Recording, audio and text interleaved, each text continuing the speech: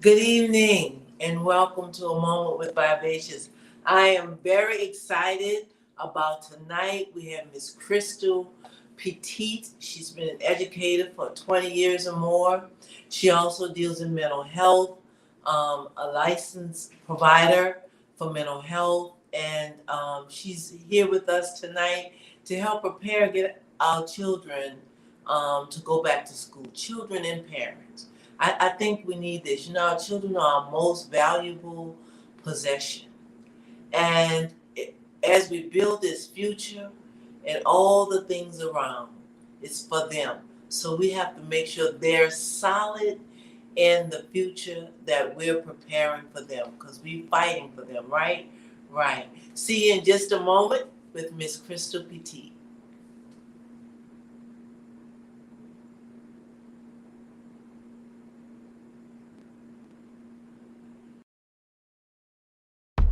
Welcome to A Moment with Vivacious, a freedom ride where we the people gather to build ourselves, our family, our community, and our nation. For the sound of America for progress has reached critical mass. Understanding that we must put aside our differences to focus on the greater good. This is a place of collaboration to rebuild and restore our nation. Welcome to A Moment with Vivacious. Hello, and I want to thank Nola Reeds and Sigrid for being on tonight. And to the world, this is Crystal Petit, an educator and a mental health provider. Could you tell us a little bit about yourself tonight? Well, first of all, hello, Vivacious, and thank you so much for giving me this opportunity. Um, as you said, I am Crystal Petit. Most of the kids know me as Miss Petite. I am in the school system. I have been an educator for over 20 years. I just have a love for children since the beginning, as far back as I can remember. From babysitting, I always wanted to educate and play school, and um, that love found me in the classroom, but as a paraeducator.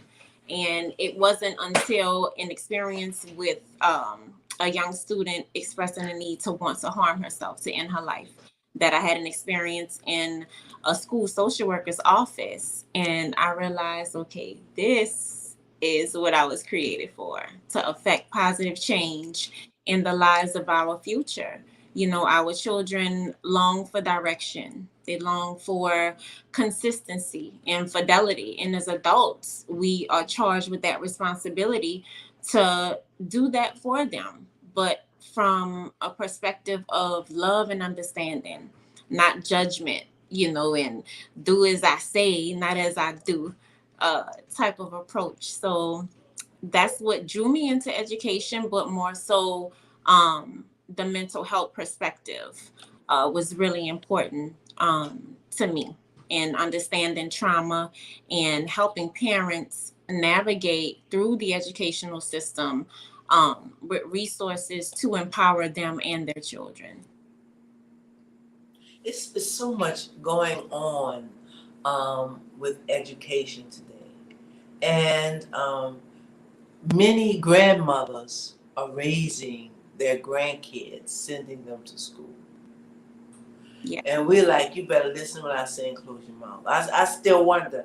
We could talk about that later. I still wonder how in the world these children get to say all of this stuff with no wisdom.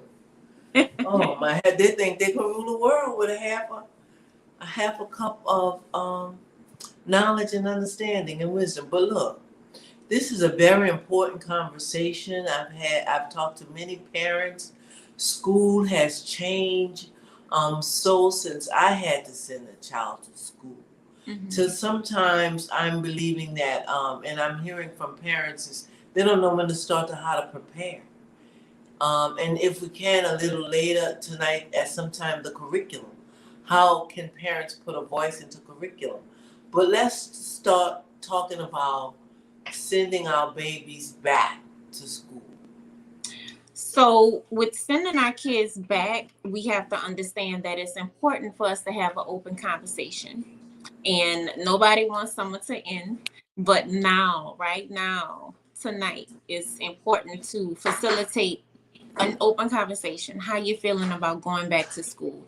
And they will be honest with you. You know, some of them are going to be excited and some of them are going to be really nervous. And it may be what we call a trigger for them. And when we have that emotional trigger, we're going to respond in many different ways. So you'll see symptoms of anxiety or depression manifest as, you know, a change in appetite, a change in sleeping pattern, or, you know, just something out of the ordinary that is not related to the day-to-day behavior that you see in your child. So the conversation starts first. It's paramount. And allowing them to express what they are feeling and creating a plan with them to help alleviate, you know, the concern. They might be concerned about meeting a new teacher, starting a new school. You know, you need to have those open conversations. So then you can have an open line of communication to facilitate those things at that time. Go to meet and greets. You know, don't shy away from parent teacher conferences. Have that phone call with the teacher so they know your child and express, look, my baby is nervous about coming.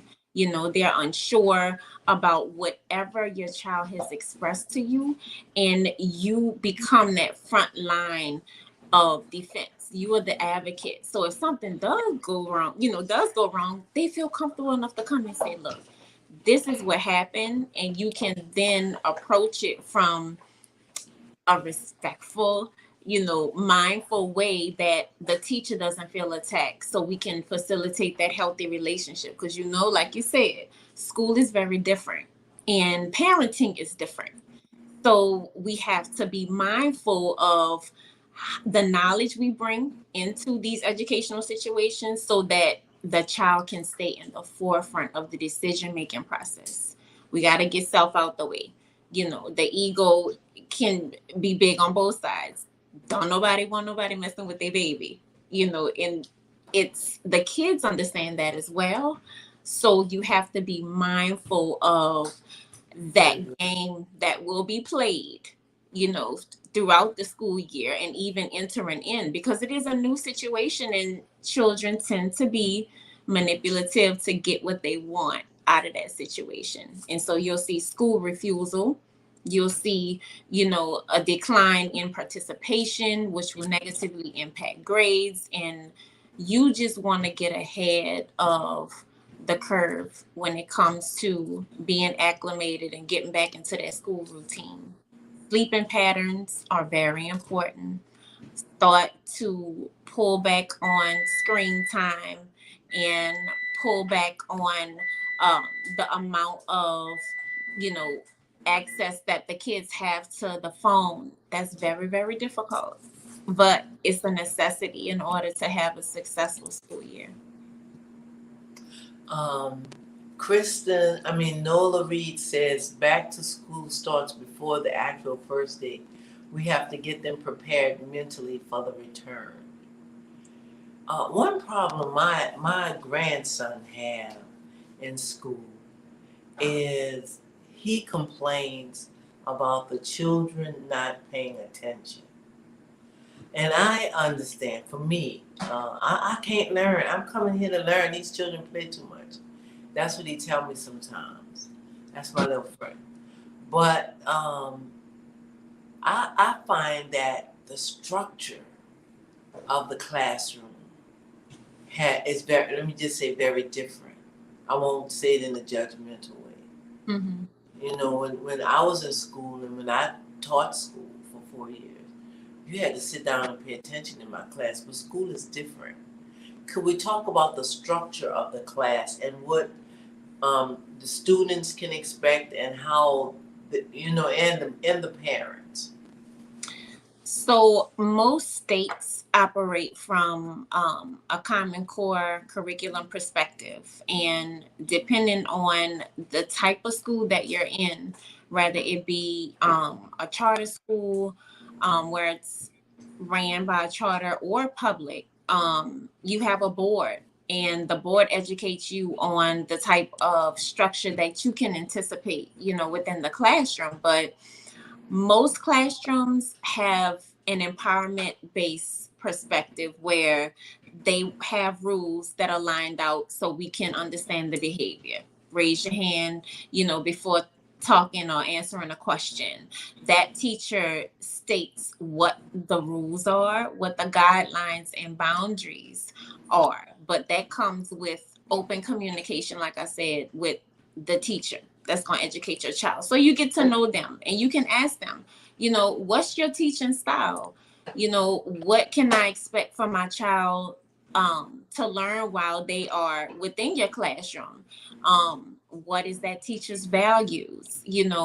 How is she going to educate, encourage, and empower your child? And as a parent, you have the absolute right to know what lessons are coming up. Ask for that teacher's lesson plan. How is that teacher going to communicate with you the flow of the day?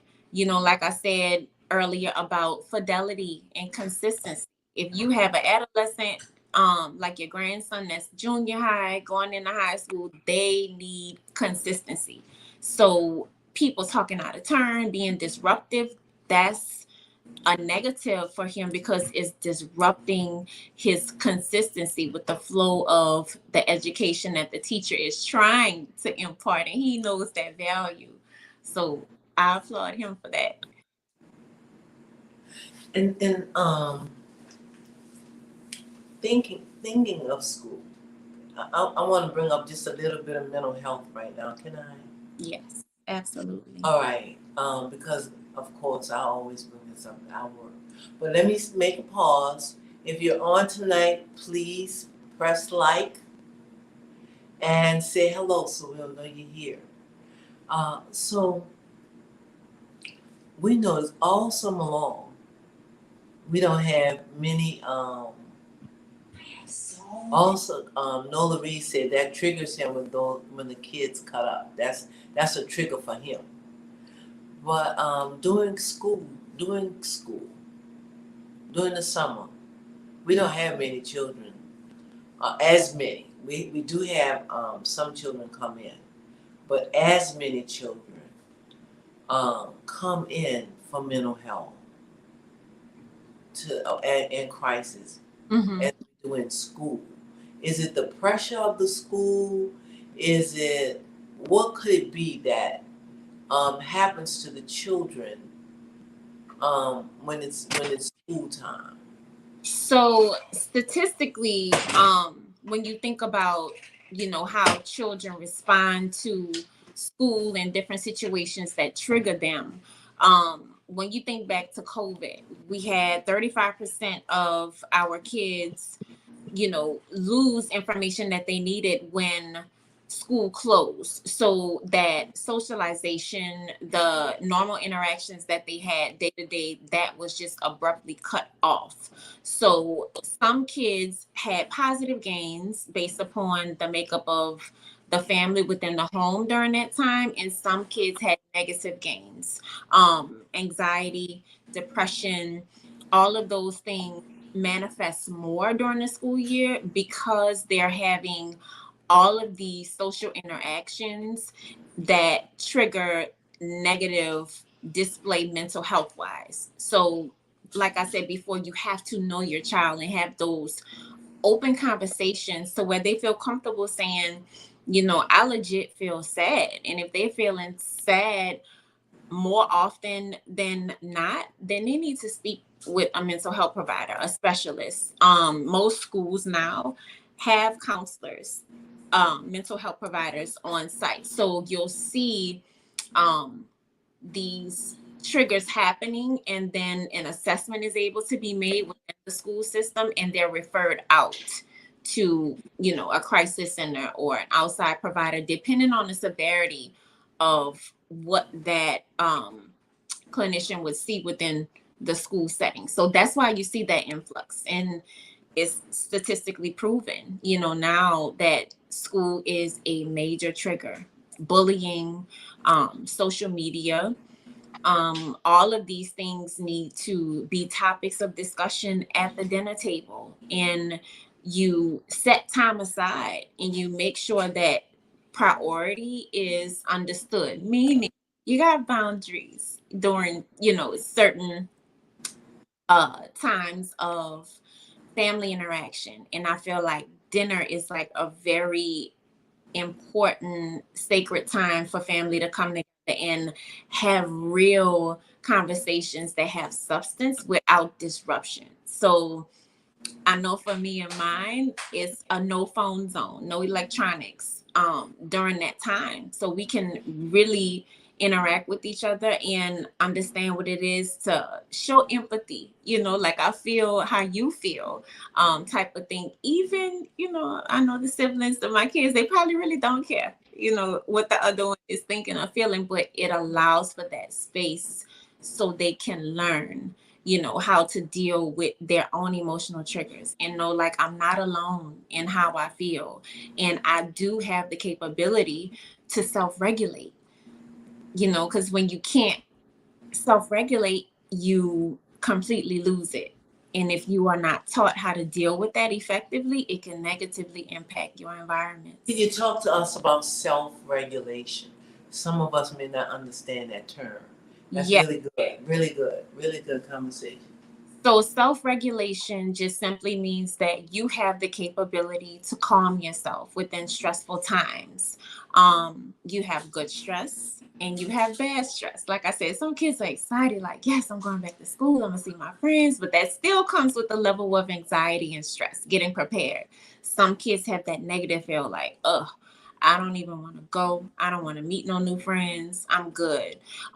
So that regulatory process comes from doing something that's healthy, that can take the mind away from that anxiety, whether it be, taking a walk or listening to their favorite music or journaling or art, something that is going to be intellectually stimulating but healthy. We always want a healthy outlet because we know all too often kids have negative outlets that can still provide some sense of relief or regulation, but it's not healthy.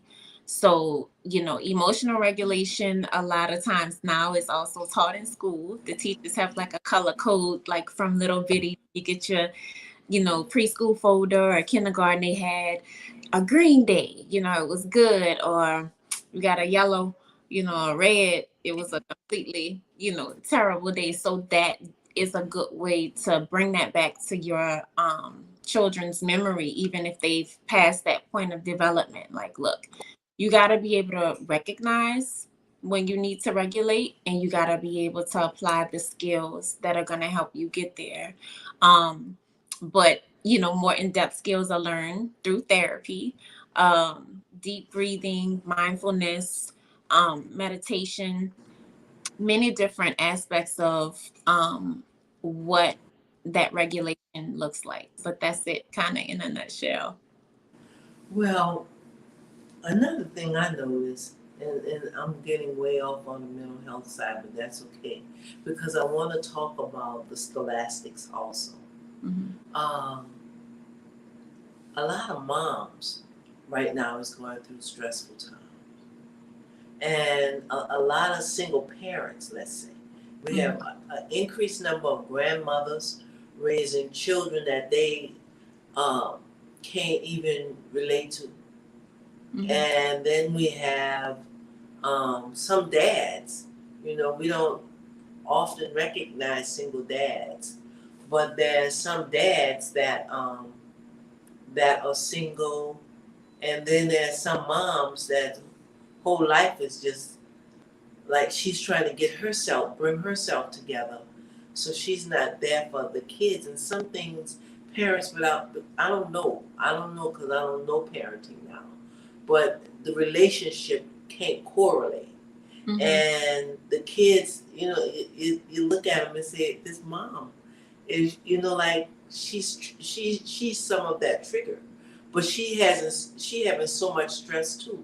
So I'm looking at it like I'm standing on the outside, all the way on the other side, looking at it like the mom need help so she can help her children. Or how talk about that a little bit, can you please? Yes, absolutely. So what you were talking about from a mental health perspective, when a mom has a stressful day at work or has a lot of stuff going on outside of the home and then comes home and may not be as understanding, may be short-tempered, and it may not have anything to do with her child. She loves her child, but she's stressed out. That is what we call projection and displacement, because that energy is not even for that child, but mom has to get that out and express herself, or it's going to be bottled up. And we know what happens when things are bottled up. It has to come out eventually. And we want to make sure that we deal with self effectively so we can kind of mitigate that process of projection and displacement, because we all do it. We just, might not know the term that goes with that. But when you think about single mothers or even single fathers, there is some sort of trauma that's connected to that family dynamic. And I mean, it's almost always evident. Like you say, grandmothers are raising children and bringing them to school and providing that parental role. I'm a direct product of a family dynamic like that. And I am eternally grateful for my 93-year-old grandmother.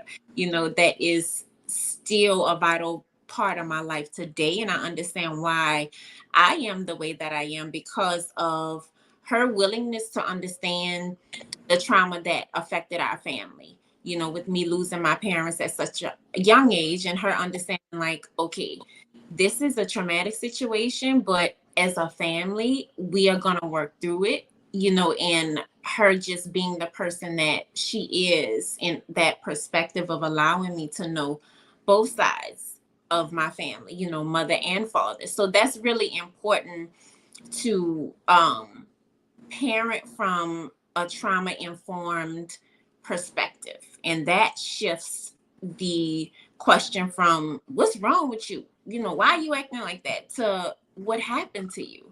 And how can we deal with the what happened and all of the connections that go along with that?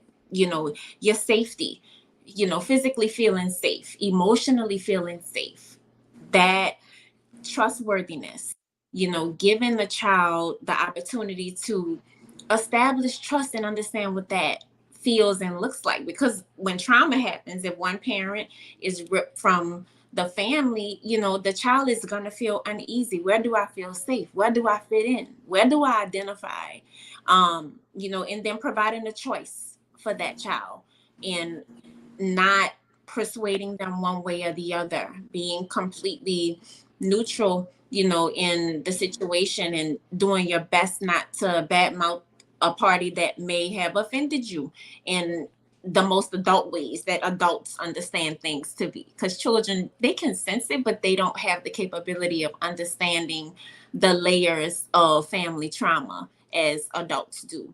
And then the collaboration within the family to say, you know what, there's some real messed up stuff that happened, and you got to be real about it in order to effectively deal with it. And then when that happens, the empowerment comes, and the child understands, like, some bad stuff is going to happen in life, but I have a village, I have a family, and I'm empowered to move forward in a positive way and make decisions differently for their selves and their families and their children, that can break generational curses and negative mindsets, and just impede on the process of a negative mental state. So it's just, understanding how to effectively deal with our situations. It's all about our response. We're going to all go through some things, but the response is paramount. That determines the outcome. Sigrid, thank you. That was beautiful. Sigrid said, Crystal, can you speak a little on the importance of keeping up with how your children are doing through the year? and not wait until the end of the year. Absolutely, absolutely. So the most important thing is to understand the teacher's style of communication. And with older parents or grandparents or even younger parents, a text message might be more effective than an email.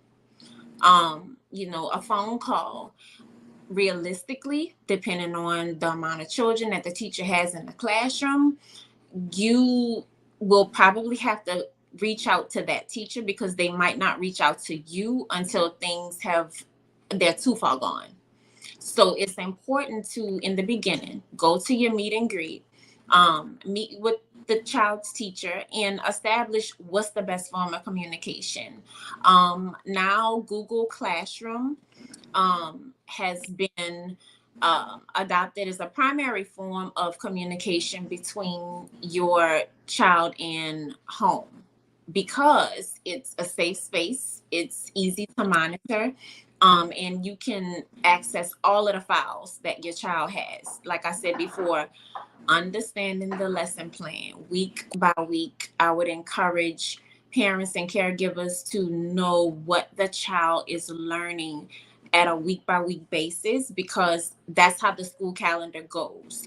We have that 8 to 9 week period where we have the data collection process, homework, turning in assignments.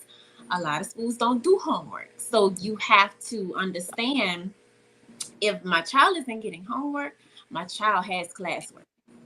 And if my child is not completing the classwork, then my child should have homework. So understanding if you are not comfortable with that curriculum, it's not a strong suit, you need to have that open line of communication and know, okay, my child needs to complete this work at school because I don't have the resources at home to complete it. And that goes back to being an advocate for you and your child so that you obligate the teacher to provide you with resources. Well, that could be a little hard on the teacher if she this my opinion. Okay. I can see some teachers being like not totally in agreement because if you have 35 children and you have an hour to teach them, and then it's hard on the parent because what they're teaching is not what they, especially if it's a grandmother, what they're teaching is not, she didn't learn that. Correct. So it's, I can't help at home and you don't have enough time in school. And there's this Facebook page that's going around. If you think they should teach children, I want to talk about all of this. I'm laying it down for you to fix it. if if you think the children should still learn cursive, I think that's what it says. Mm-hmm. Check yes or something. And people just pass it on, pass it on. Mm-hmm. I'm thinking the children should learn phonics. I had years of phonics. And I'm thinking the children should learn critical thinking because they don't have to think. They press 3 buttons and they have information that really don't know anything. Their minds are not being developed. And they don't know how to think things through. But then we say, okay, what is your thoughts on this? How can, and this is me, grandma part, that old lady part. How can they think anything? Because they don't know how to think. Some of the stuff that life is going to bring you can't press a button. And we haven't taught them to think. Mm-hmm. Yes. So, okay, go ahead. I totally agree with what you're saying. As far as we got a few points, that's a loaded question right there. So as far as the cursive or the script handwriting, when you think about it, all of our historical documents are written in cursive. So in order to read cursive, you need to know how to write in cursive. When we think about the state of our educational ranking right now, I think we talked about this previously with us being number 22. Yeah. I believe that is a foundational issue of education. And like you said, technology. And having technology can be good, but it can also be bad. You're mentioning some of the negatives where the kids don't have to type. They can press a mic button and say what they want, and then everything populates for them. They are not using their brain, and our brain is a muscle, and you have to exercise it through stimulation in a positive way that's going to add to you. So if you have all of these high-tech AI capabilities, then you're diminishing your own God-given gift of having a fully functional brain by using some of those tools. But at the same time, when you think about how to understand what's going on for that grandparent, it is big opportunity to use that technology to your advantage. Research, go on YouTube and educate yourself through videos of your interests, as it relates to your grandchild and the things that you want to know about them. And when you say having those skills about applying critical thinking, there's an author and former educator, Stephen Covey. He has the book, and it's entitled 7 Habits of Highly Effective People, but they have a teenage edition to that book. And I will share that in the link after the video, and viewers can go and just observe that. And it clearly states, and you can apply this to, I always believe in having interventions that the family can use, right? That the mother, that the grandmother, grandfather, whomever is within that dynamic, the children as well, everybody can use the same tool and cultivate it to that particular person, still make it personal, but it has the same effect. So you talk about being proactive, dealing with first things first, and synergizing, meaning using your team, working together to get the goal done, but also sharpening your saw, which is applying self-care. Everybody has to have that time, that respite time to rejuvenate,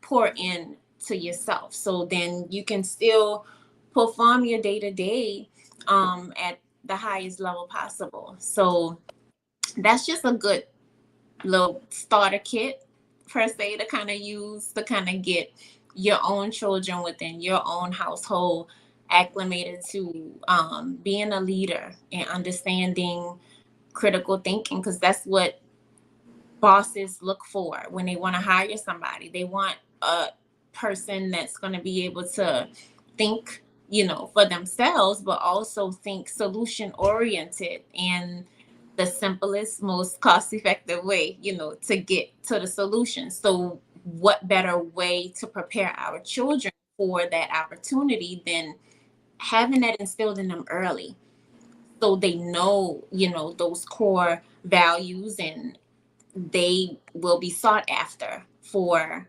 positions of opportunity and power. But I'm understanding, and it's beautiful.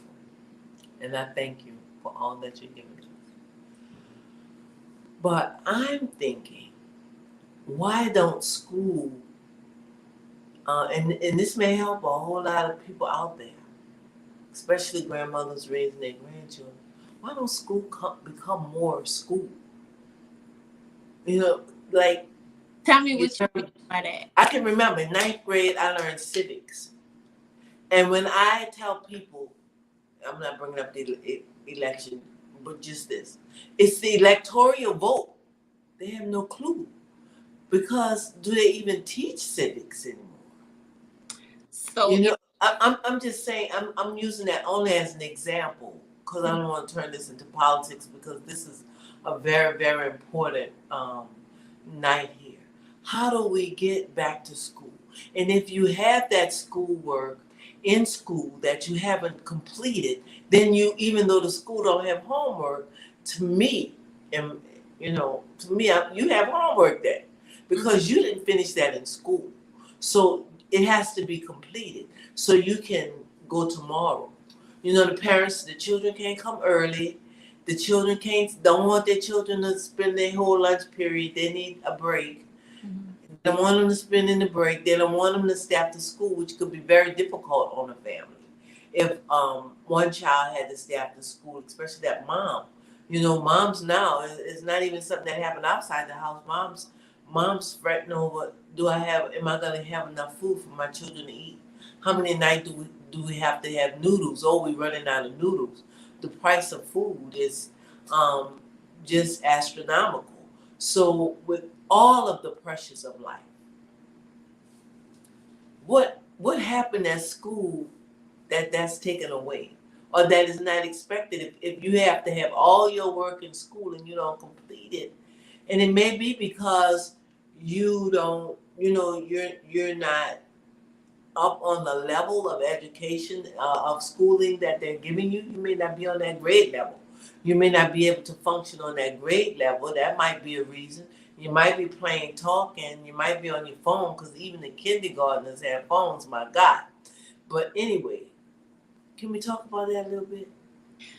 I mean, like if I'm being absurd, then tell me whatever it is. No, you are making, some really valid points. And school has changed considerably, from, like you say, from when you went to school and from even when I was in elementary, junior high school, things have changed. And part of that change came because of lack of funding. When you think about resources for after school programs or buses that can actually transport children that stay for after school programs to home, in the after school program that understands the social economic status of their students, if they don't have a means to have a healthy meal, that they can actually feed them during that after school program. So all they have to worry about is, washing up and getting in the bed when they get home, to really help, facilitate that collaboration, that we need between school and home, more of a community feel. I know when I went to school, it was more of a, community, and that is a beautiful thing. But at the same time, when we think about, like I said before, funding and the lack of people even willing to come into education because of how much it's changed, with, parents being combative and very disrespectful and not even understanding that teacher's perspective. So it's a lot of different dynamics that go into why we've seen the change. But as of lately, I know that there is a lot of grant money that's going into, helping reestablish some of those programs that were pre-existing to have that happen. But you have to educate yourself within your community resources. Do you have a Boys and Girls Club? Does your child's school have a PTA, where it's a parent teacher association connection outside of what the school can say happens within the school related to the children? So that's important to know the power you have by being involved in different committees and different organizations that work hand in hand with the school, but it's almost like an independent entity that has the child's well-being at the forefront. So that's how things really mobilize and change. Being involved in your school board, know who is representing you when these decisions are made for funding, because the things that you're talking about, some other schools don't have those issues because they have so much more parental involvement, that things change because of that voice. So that's just really something to be mindful of. Can you talk a little bit about? I know I was amazed when you started telling me, even your job description and what goes on in your school. And if you don't mind, if we could tell that, so some parents who don't have any of that, any of the things that's going on in your school, that you're leading in your school, that maybe they can look for some of that. But talk to us about the school board. Who is the school board, and how can, I know it may sound, but we need to know. And who is the school board, and do we vote on the school board? And tell Yeah. us a little bit about that. Yes. So earlier, if you remembered, I talked about the structure of different school systems, and I've had the opportunity to work in a private school system. I've had the opportunity to do charter and also public, where it Can differs. you break down the difference between Yes, charter?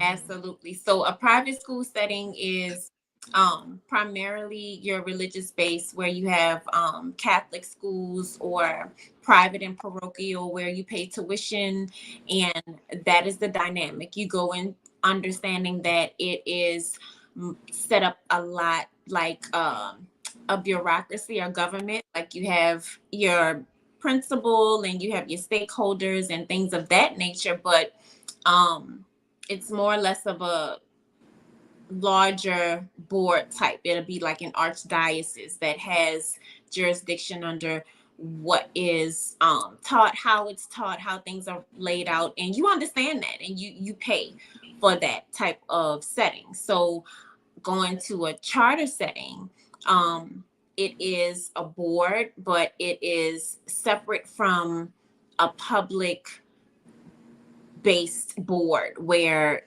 the state runs it, and it's more or less ran like a corporation. You have a CEO and a CAO that oversees the monies and the decisions of the day to day. So you have a principal, but that principal is a CEO of a corporation, and that is that particular charter, and that's how they have grants and different funding based upon that particular um, category of schoolings. And then you have your public school, where you do vote on those representatives for the different districts that are within your school system. So that is important for you to know what district you're in, who is the district person that's running for that position or currently sitting. What are their views? How do they correlate with what you feel is important as a parent? Do you want to have the special transportation available for the kids in a certain way where it's going to be readily and easily accessible?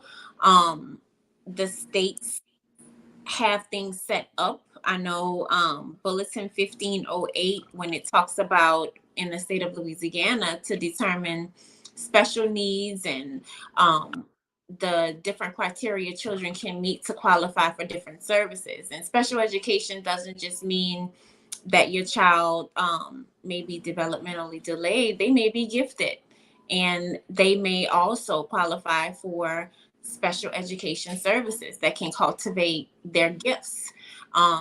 So it's all about an even playing field, allowing public education to be truly what it is supposed to be. That's like the purpose of the board, to push their constituents' views so that they can be voted on and passed. So I know that was a lot That of. was very good. I hope That was very good. it was easy. And you made some points that was very necessary to me, because a lot of people don't understand why we vote. But you vote and then you go to that meeting. I want to thank Bradana for joining us tonight. And hi, Ace 12, how are you? And you were going to say something else. And I just wanted to say hi to people who had come on the stage and acknowledge them. But you're doing great. Thank you. And hello, everyone. Thank y'all for joining us. So then we were talking about that. And I want to talk about how do we, Ace says this was a needed conversation.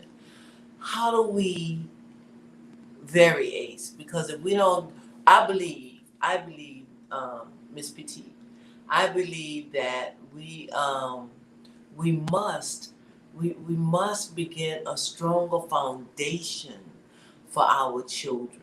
How do we come? And I'm one of those. I'm with the school system. There's one school county here that says no phones will be. All phones are going to be locked up during school time, and I'm glad for that. Oh wait, we have a different opinion. Nola Reed said, when the state takes over, school suffers. We're dealing with that here in Houston. The teachers and the children suffer. Funding necessary programs get cut, and it's to the students' detriment. So, what would you suggest to parents? I remember when I was coming up, I went to the private school. I went to Catholic school. My daddy paid tuition. So, but my friends went to public school, and the culture of public school in my town was awesome. When you died, and you could be 100 years old, they would say, and she went to John McDonald. Your high school, it had such a strong culture. But because the audience is taking us somewhere else, I'm going there. Okay. The public school system has such a culture to you wore the colors, even though I'm gold and white. I was a gold and white girl. But the colors for my neighborhood, when I was by my dad, it was orange and green. And see, I still remember the colors. And the colors at Clark when I was by my aunt was crimson and gray. So I mean, high school it was.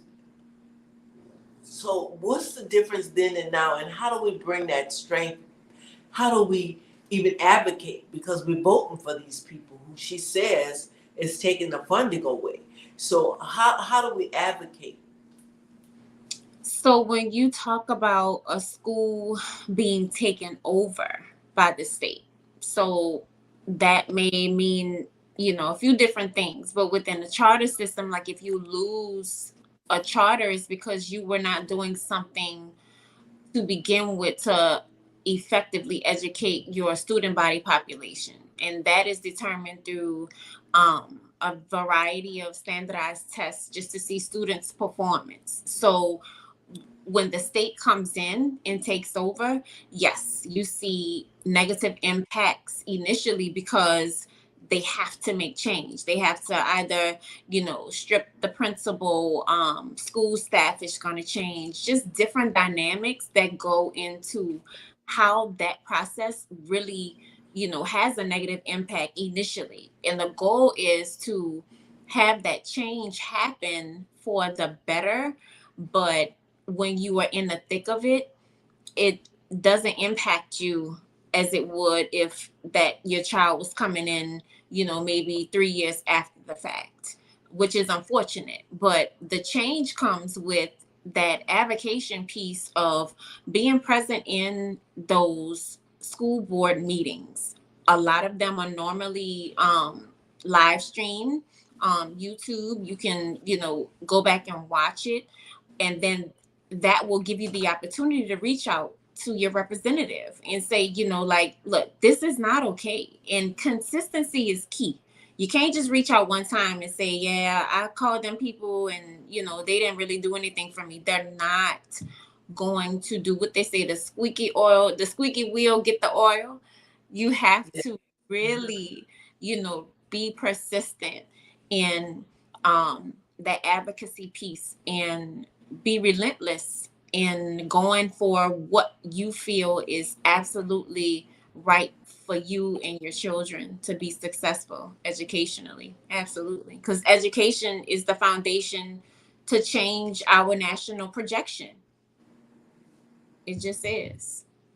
I'm glad you said that too, because people are now sending their children out of the country to educate them when we used to be number one in the world. Now I want to talk about one more thing because we're coming close to 10 minutes. I want to talk about what does a parent do when their children are slow and behind? Can I say two things at one time? Because Yes. I might get the second thing that I'm hoping you. Verdana said so true. When your children is so far behind, because no, like when you're an educator, my daughter's an educator. You're an educator. Mm-hmm. So what I see from your kids is great. It's fabulous. But I wouldn't expect anything less. I would come with a different attitude if it wasn't what it is, right? Right. So what do we do for those parents who, the children when I was teaching and it was saying no child left behind, they were just passing children. Mm-hmm. They were just passing them. So now these children have had children. They don't have a clue about life. So this two things in one. They don't have a clue about you look at some of those mamas and you say, well, I'm not surprised. Mm-hmm. I'm not surprised that the child is going through this. They learn no discipline, they learn no structure, they learn no boundaries. And now they're raising these kids. They don't read well. Mm-hmm. They didn't have when there was SRA, reading and comprehension, when I was in school. I didn't see any of that from school. I saw it in my daughter's home because she's an educator. Right. But I didn't see any of that coming from school. So how does that parent that I'm gonna say this that was cheated out of an education? Not necessarily. That's not the best word. Mm-hmm. How in the world that family? How can we? Okay, that's it. That's my question. You know what I'm trying to say. So if you want to gauge where your child is or have an understanding of that intellectual level, say you got a third grader, you want to know if they are indeed reading on a third grade level, you can request the assessment data, because those teachers have assessments. One real popular one is called DIBELS, where the child understands phonics. Like you said, you feel like phonics should be taught in school. So the phonemic awareness of what letters say what sound and how they blend together, reading fluency, them being able to identify what we call sight words. That assessment, can tell you what your child's baseline is. And based on those scores, the teacher should be able to provide interventions to help raise that. Okay. But if you don't know these things, you don't know what to ask, and how to advocate and ask those questions. So you can ask, your child's teacher, I'm really that's the time to express your concerns. I really feel like my child might not be reading on grade level. Can you help me understand if they are? It's all about how you frame the question, because some teachers may feel attacked, like, I'm teaching your child every day, your child just not paying attention. And that's when we come with that, deflection and defense, and people don't want to be blamed for not doing a good job, so that's something those parents can do that feel like maybe they don't know what they don't have the strongest reading skills, and can go and see for themselves. And it's readily accessible. You Google it, Google sight words and Google dibbles, and you can even assess with your child and make it fun, make it a game, have them come to the computer instead of playing Roblox, like, okay, let's read this sheet of words, small, simple, start small. And the consistency is key. And then both benefit, caregiver and child benefit from that type of activity. And that's most important. You want to have an intervention that everyone can benefit from on their level. And if mom or dad or caregiver feels uncomfortable, like, I don't want them to know I'm not the strongest reader, they don't know. Y'all learning together. And how do we get parents who don't have a clue? how can we give them a clue? Like I'm gonna tell you, I went to a girl one time. I was involved with her daughter who was in high school at the time, and I said, I'm gonna make up a name, Jolanda. I don't know nobody named Jolanda. Jolanda doesn't read well. Mm-hmm. She said, "Oh, for real?" I said, "She doesn't read well. You should get her some help." So she said, she came to me later and said, "Well, I asked the teacher, and the teacher said she can read." I said, "Okay," and I didn't say anything after that. Mm-hmm. And Well, that may be true. She can read, but at what level? That's the key question. She may be able to read, but at what level can she read? Is she proficient at her grade level, or is she just, surviving?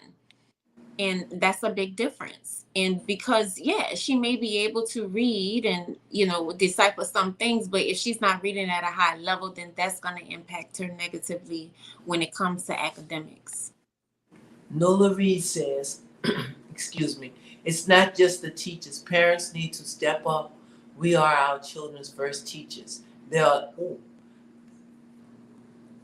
lazy and expect the kids to raise their disrespectful children.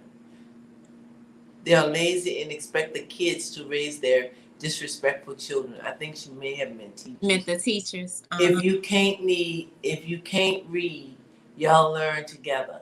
Ask for help. There is no excuse for not getting help. The resources are there. And then Sigrid says the parent has to want a. Okay. Absolutely. I totally agree. But like you said, how do you get somebody to buy in? You just offer the information. Like Nola Reed said, it's out there for you and it's free will. If you want better, you're gonna do better and access those things that can best benefit. But be your own activist. The things you want to have, happen for yourself, put a post on Facebook about it. Somebody gonna read it. You gonna help somebody, and understand that if it's on your heart and your mind, do it in the moment, and who it's meant for, they'll benefit from it. But you can't save everybody. That's the reality. Sigrid says, I agree, Nola reads. I just, I know we run out of time, but we're just going to go over a little bit, okay? Just for working. I was driving this morning. I was on my way to the doctor's office driving. And this lady was walking down the street. And I totally went, once you're in that position, I totally went to assessing this woman. Like, oh man, look at her. She probably was so depressed. The lady may not have been depressed, but her mannerism took me there. She probably just getting her children off, stumbling like, what am I gonna do next? What's gonna happen next? And I think a lot of what happened to a lot of moms that's moms now, their moms lived off the system. They were raised on the system. So they want all of this stuff. And really, I might be feeling too sorry for them, maybe. That's how y'all have me feeling. But they don't know how to, like how do you know to? I want all of this, but there was never a bridge for me to get it in life. And sometimes the way you got it was just all total negative. So, is there anything that we could offer people on that side of life? When you think about entitlement and, some things people do need, and just look at TANF or food stamps. Now you can get them, but it's time-based. You can't stay on it forever. And I feel like that is a good buffer, because sometimes you are in dire need. You need assistance. You need help. But for you to feel like, oh, I'm gonna have this forever and not have the motivation or the drive to sustain myself, we can't. No, that's a negative. That's unrealistic. And that's when you, like you say, have that cycle of entitlement where I feel like, oh, the government's supposed to take care of me or is going to, at any cost. And that's just not reality. Even with benefiting from kinship, staying with family, you can't just lay on family and not help, throughout the process. That get old real quick. So we need to just have open and honest, loving conversations. Like I said, to really empower ourselves. And it does start at home, it starts with the family, and our children will be much better for if we, as the elders and adults, step up in their lives and really be consistent. Even if it didn't happen for us growing up, we are obligated to make a positive change. Oh, that was so beautiful. Thank you, Miss Crystal. Sigrid says, so true, Miss Crystal. Miss Crystal, we thank you for being here with us. And Miss Crystal's going to come back at another date and talk about building family. We appreciate you, and we appreciate you sharing, and we appreciate you taking your obligation to society seriously and being here tonight. So can you close us out? What's the one thing you want us to take with you on one, I'm sorry, Sacred Journey? Sacred Journey said, I do think that individuals do become complacent when they are given benefits continuously. Having a time frame allows for people to form a plan going forward. Absolutely right, Sacred Journal. Absolutely right. And I'm thinking the way government is going, uh, we're not going to. Right now, it's like working people need some help. Working people need um, food service. Right now, we're not gonna have all of that. One day you're gonna wake up and you're not gonna have. Look, one day I might wake up after I done worked all these years. Me, you, and everybody else might not have no Social Security. So, Sigrid says so true. So, what is some of the important nuggets that you want us to take with us tonight, Miss Crystal?